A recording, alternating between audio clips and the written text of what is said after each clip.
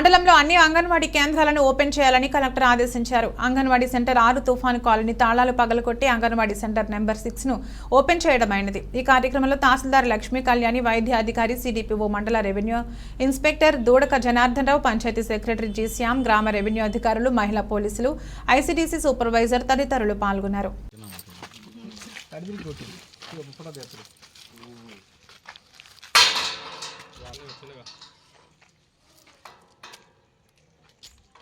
తగిలింది. ఏం పేరమ్మా మీ పేరు? నీ పేరేం పేరు బాబు? ఏడుమంది. నీ పేరు? అదిమోన్. ఇక్కడ రాయి. అక్కడ పైన పైన రాయి. ఏం పేరు? ఆదిమాను. ఆ రిక్షా అతని విలువ రమేష్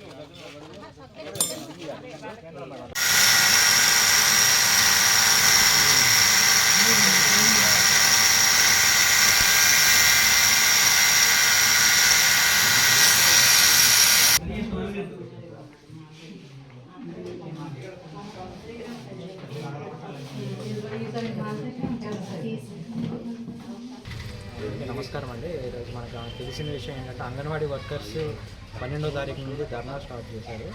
వాళ్ళకి సంబంధించి కలెక్టర్ గారు ఈరోజు ఆదేశాలు ఇవ్వడం జరిగింది. దానికి సంబంధించి ఇప్పుడు మార్నింగ్ పెనుగంచిపోలేని మండలంలో అంగన్వాడీ సెంటర్ 6ని ఓపెన్ చేయడం జరిగింది.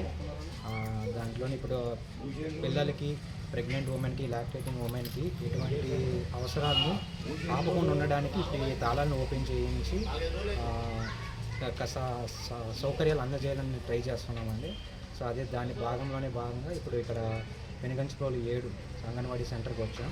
ఇప్పుడు అది ఓపెన్ చేసాం. మా ఎంఎస్కేఎస్ ఇక్కడ ఇన్ఛార్జ్ ఉన్నారు. వాళ్ళు ఇప్పుడు వెళ్ళి లోపల ఉన్న స్టాక్ రేషన్, టేక్ హోమ్ రేషన్స్ని, ఇంకా ఎఫ్సిఆర్ రిజిస్టర్స్ని, ప్రీ స్కూల్ రిజిస్టర్స్, వీటన్నిటిని మెయింటైన్ ఎలా ఉందో అన్ని డీటెయిల్స్ తీసుకొని మళ్ళీ ఇప్పుడు మేము హ్యాండ్ ఓవర్ చేసుకుంటున్నాం.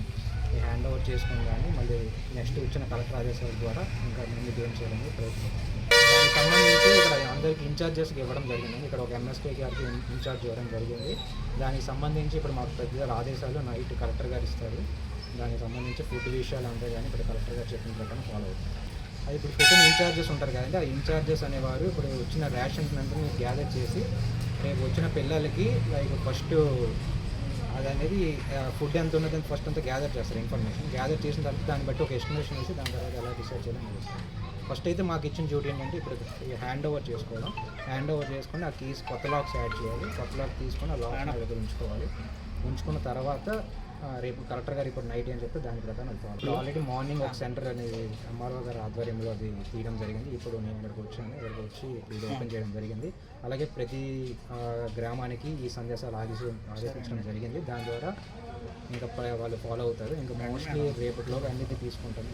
గత 2 రోజులుగా నిరవధికంగా ధర్నా చేస్తున్న కారణంగా మనకి అంగన్వాడీ సెంటర్స్ అన్నీ మూతపడ్డాయి స్టేట్ మొత్తంలో. సో అందువల్ల ఏంటి అంటే మన దగ్గర ఉన్న బెనిఫిషరీస్కి సేవలు అనేది అందించలేకపోతున్నాం అనే ఉద్దేశంతో కలెక్టర్ గారు టెలికాన్ఫరెన్స్లో ఇచ్చిన ఆదేశాల మేరకు ప్రతి అంగన్వాడీ సెంటర్ని కూడా మన గ్రామ స్థాయిలో ఉన్న సచివాలయాల్లో ఉన్న స్టాఫ్ అందరినీ కూడా అలాట్ చేసి ఎండిఓల్ని నోడల్ ఆఫీసర్గా అపాయింట్ చేయడం జరిగింది ఈ ప్రాసెస్ కోసము.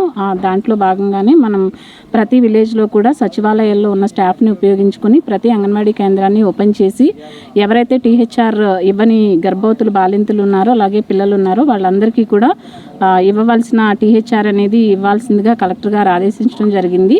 కలెక్టర్ గారి ఇన్స్ట్రక్షన్స్ ప్రకారం ఎండిఓ గారు అందుబాటులో లేని కారణంగా తహసీల్దార్ గారు, సిడిపిఓ అయిన నేను కూడా మండల్ టీంతో కలిసి పెనుగంచిప్రోల్లో ఉన్న 6వ సెంటర్ని పంచనామా చేసి ఓపెన్ చేయడం జరిగింది. అలాగే కన్సర్న్డ్ ఎవరినైతే ఇక్కడ అపాయింట్ చేయడం జరిగిందో వాళ్ళకి అక్కడ ఉన్న స్టాక్ అంతా కూడా అప్పచెప్పడం జరిగింది.